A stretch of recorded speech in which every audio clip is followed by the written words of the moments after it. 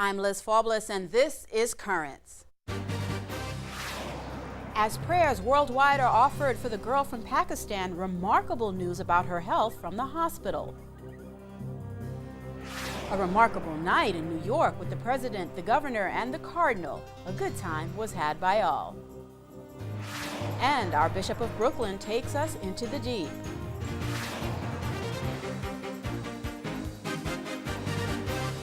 Good evening, and thank you for joining us for this edition of Currents Week in Review. And the week is closing with rather good news about the Pakistani girl who took on the terrorists.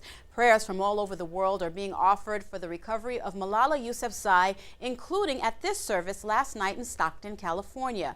From England, where she's being treated, Malala is able to stand and is communicating, quote, very freely. The 14-year-old girl was shot in the head 10 days ago by Taliban terrorists who wanted to kill her and end her campaign for the right of girls in Pakistan to attend school. Malala's story has become known worldwide. Now, members of the Taliban are threatening reporters for having told that story, complaining the, quote, filthy, godless media has taken advantage of the situation. Meanwhile, in Afghanistan, a 20-year-old woman is dead, beheaded because she refused to become a prostitute. Her killers have confessed to police. They are the dead woman's mother-in-law and another relative. Our State Department says violent abuses of women and girls are not unusual in Afghanistan. Turning now to Beirut, where an enormous bomb in the Christian section of the country has killed a top general, taken the lives of 7 others, and ripped into many buildings. The general, the intelligence chief of Lebanon's security forces, was the target of that attack. Politicians in Lebanon are blaming the Syrian government of Bashar al-Assad. The dead general had fought against Syrian infiltrations into Lebanon and attempts by Assad to form sectarian unrest. The bombing is the worst to hit Lebanon in 4 years. Many of the Christians living near the blast fled in panic. Catholic Church leaders in Uruguay are now expressing dismay. By just a 3-vote margin, the country's Senate approved a bill to allow abortion. The House already passed the measure. The president says he'll sign it. The bishops of Uruguay say an alternative that protects women and the unborn must be found. In Ireland, the country's first abortion clinic has opened, and the development is bringing protesters into the street and uniting Catholic and Protestant leaders. The clinic is in Belfast and run by a British outfit. The protesters want it closed. Both Catholic and Protestant politicians want the clinic investigated. Both Northern Ireland and the Republic of Ireland only allow abortion in cases where the mother's life is at risk. The Reverend Billy Graham wants voters in this country to vote for biblical values. That's the message in full-page advertisements the Reverend is running in publications across the country. He's seen here meeting with Governor Mitt Romney. He's calling on voters to cast a ballot for their faith on Election Day, November 6th. Reverend Graham has not endorsed a candidate for president. Well, there were no endorsements last night at the Waldorf Astoria Hotel either, but there were a lot of laughs at the annual Al Smith Charity Dinner hosted by Cardinal Dolan for the benefit of Catholic charities. The main speakers, President Obama and challenger Mitt Romney. And for one night at least, the bickering of the campaign was replaced with laughter, except Governor Romney had a bit of a complaint. I was actually hoping the president would bring Joe Biden along this evening, because he'll laugh at anything. Your kind hospitality here tonight gives me a chance to convey my deep and long-held respect for the Catholic Church, have special admiration for the Apostle St. Peter, to whom it is said, "Upon this rock I will build my church." The story is all the more inspiring when you consider that he had so many skeptics and scoffers at the time who were heard to say, "If you got a church, you didn't build that." Of course, the president has put his own stamp on relations with the church. There have been some awkward moments, like when the president pulled Pope Benedict aside to share some advice on how to deal with his critics. He said, "Look, Holy Father, whatever the problem is, just blame it on Pope John Paul II. We have very fundamental and sound principles that guide both the president and me. He and I, of course, feel the pressures and tensions of a close contest. It'd be easy to let a healthy competition give way to the personal and the petty, but fortunately, we don't carry the burden of disliking one another. Our president has had some very fine and gracious moments. Don't tell anyone I said so, but our 44th president has many gifts and a beautiful family that would make any man proud. You can oppose.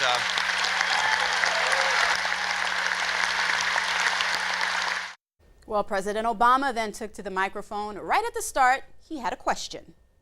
In less than 3 weeks, voters in states like Ohio, Virginia, and Florida will decide this incredibly important election, which begs the question, what are we doing here?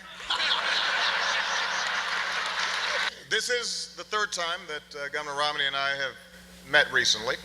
As some of you may have noticed, I had a lot more energy in our second debate. I felt really well rested after the nice long nap I had in the first debate. Ultimately, though, tonight's not about the disagreements Governor Romney and I may have. It's what we have in common, beginning with our unusual names. Actually, Mitt is his middle name. I wish I could use my middle name.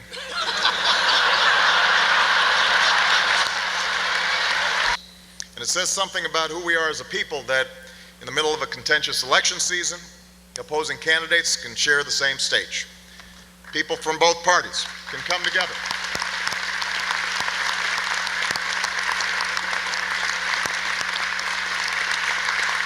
Come together to support a worthy cause.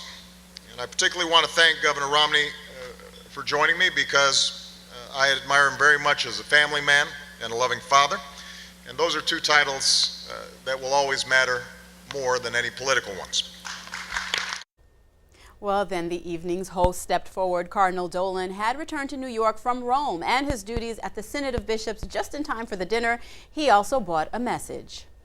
By the way, just before I left Rome this morning, Pope Benedict XVI pulled me aside and asked me to deliver a personal special message to both candidates. Mr. President and Governor Romney, do you know what the Holy Father asked me to tell the two of you? Well, neither do I, because he said it in Latin, and I don't understand a word of it.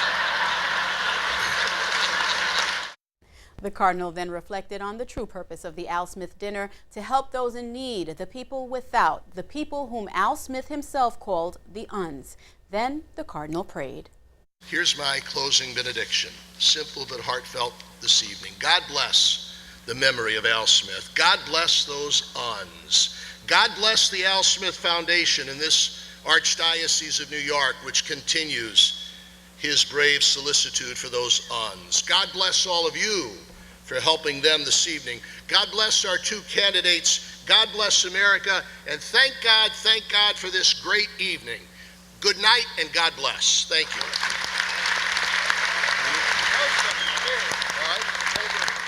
One of the guests of honor on the dais was the Bishop of Brooklyn. We'll be hearing from Bishop DiMarzio a little later in our program, and we'll have more Currents Week in Review after the break.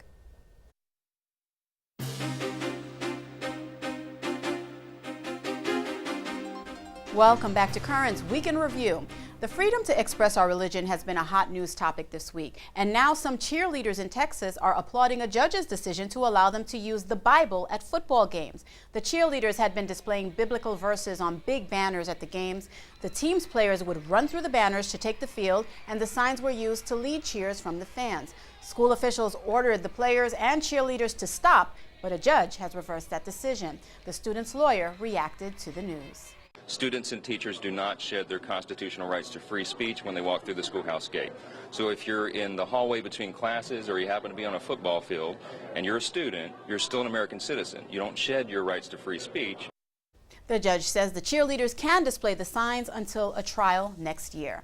Meantime, back in Brooklyn, students at one Catholic high school received a special guest this week. Secretary of State Colin Powell visited Cristo Rey Brooklyn High School. Powell toured the school and spoke with students, encouraging them as they continue their studies. You are young people who are going to be educated. You're going to be leaders of our country when you get your college education or wherever else you might seek to pursue education, whether it's college or somewhere else. Powell also told the students that they're carrying on for the country what those before them did. One of Brooklyn's bishops will soon be traveling on a mission to help rebuild what an earthquake destroyed. Auxiliary Bishop Octavio Cisneros is going to Haiti next week. He'll be checking on the progress of church construction projects in Port-au-Prince as the representative of the U.S. Conference of Bishops. About 20% of Haiti was destroyed during the January 2010 earthquake. The church's rebuilding efforts are the combined work of the Haitian bishops, the U.S. Bishops Conference, and Catholic Relief Services. The head of the Relief Services, Bishop Gerald Kikanis, in Rome for the Synod of Bishops, says the work of CRS is a crucial part of the new evangelization. There have been many interventions by the Synod Fathers, by some of the fraternal delegates, and also auditors. The area I spoke of and that other Synod Fathers have spoken about is the need to see works of charity and justice as integral to a new evangelization. You know, what moves people are not texts, it's not written documents, but what moves people is to see the witnesses of faith living their faith in the care of the poor. CRS is very involved in places like Turkey and Lebanon, where many of the Syrian refugees have fled for safety. It's of course a very difficult situation, but one that CRS is deeply concerned with and invested in, bringing support and help to refugees who are living in very difficult circumstances, obviously having lost so much of what they left back at home, now living in very confined situations. So it's a place where the church should be, Catholic Relief Services must be, because the Catholic Relief Services is there to serve those who are in need and struggling. And that certainly is the situation for Syrian refugees. And as we have been reporting all week, the Synod stands along with the Year of Faith as the top initiatives driving the new evangelization forward. Pope Benedict is warning that ignorance of the faith leads to the great risk of Catholics constructing a, quote, do-it-yourself religion. The Holy Father says Christians must become familiar with and understand the central core of faith, the Creed. Currents will continue after the break. Bishop DiMarzio takes us into the deep about the mandate and the candidate next.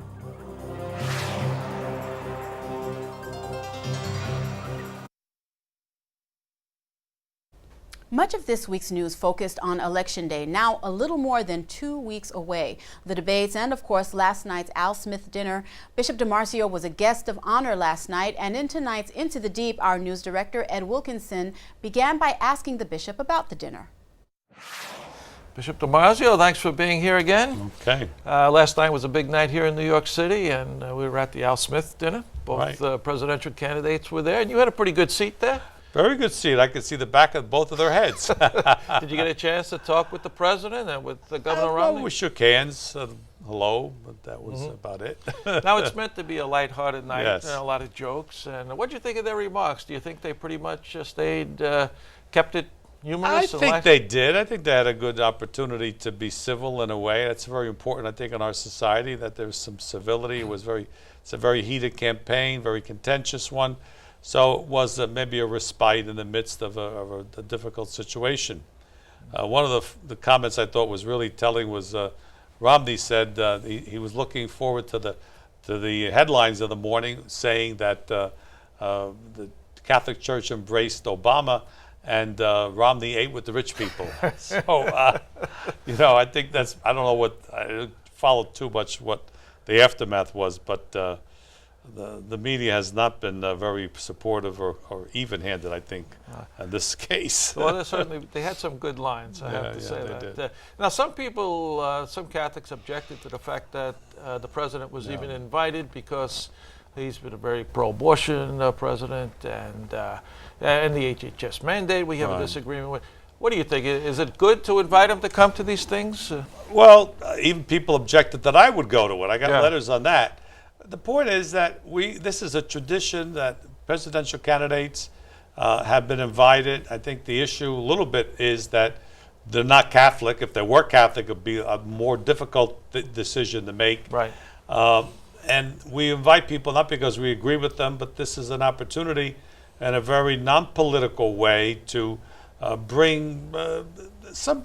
It's not just a fundraiser, but there really was an opportunity to make politics a little more humanized, really, in that sense. And it did accomplish that. I think just with what we just said. I think the contentiousness is something that we've got to deal with. We don't shun people as Catholics. We dialogue with them. We try to understand what they're saying. Doesn't mean we agree with them. And keeping them far away, it doesn't help the situation. Sure.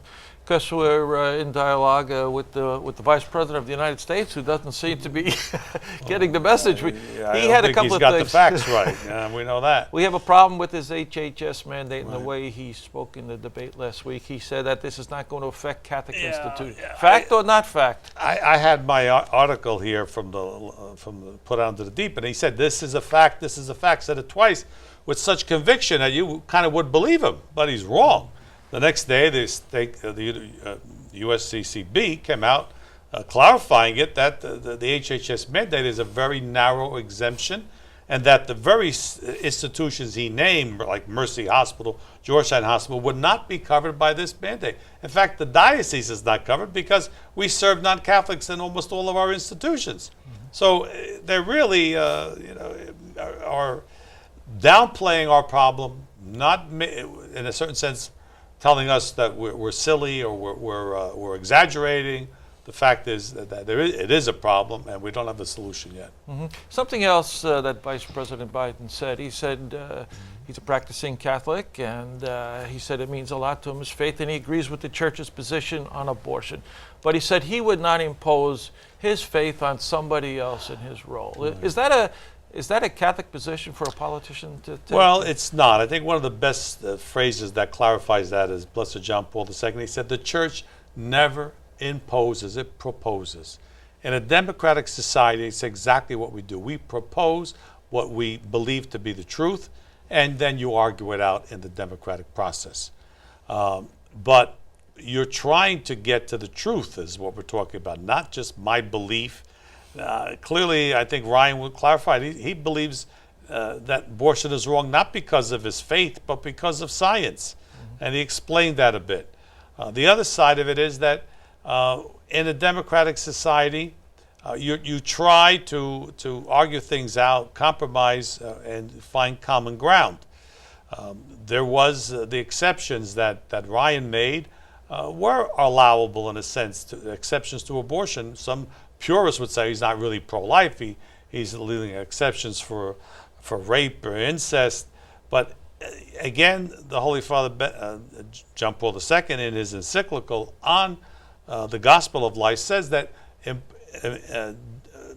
politicians or legislators who try to lessen an evil can allow certain evils to occur if you're looking for that end. That's exactly what it is, because you're not going to outlaw abortion overnight and by snapping your fingers, but you need to limit the conditions. Right now we have kind of abortion on demand from beginning to the end of a pregnancy for almost any reason. That's the situation. That's 1 million abortions a year. If just those exceptions were allowed, you would have reduced it by 90% or more. Well, it's been an interesting campaign because both candidates for the vice presidency are Catholic. First time ever. So we know we're going to have a Catholic vice president. I guess so. Thanks so much, Bishop, for being with us. Good to be here. And we continue with more currents after the break. The new saints from New York. We hear from 2 people blessed by their miracles.